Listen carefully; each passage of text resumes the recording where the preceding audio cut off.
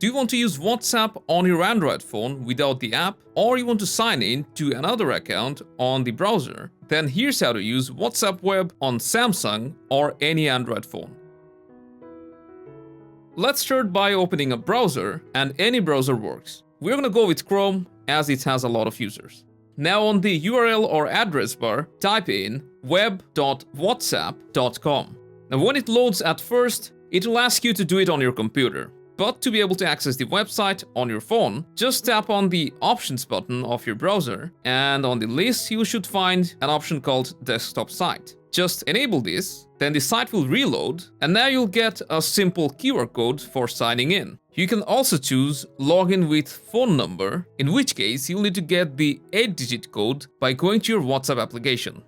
We're just gonna go with QR code and scan it with our other device, because we want to sign in with a different account that we're using on another phone. To scan the code, just go to your WhatsApp link devices settings, then link a device, and scan the QR code that's shown on WhatsApp Web. You can see it shows our browser as active.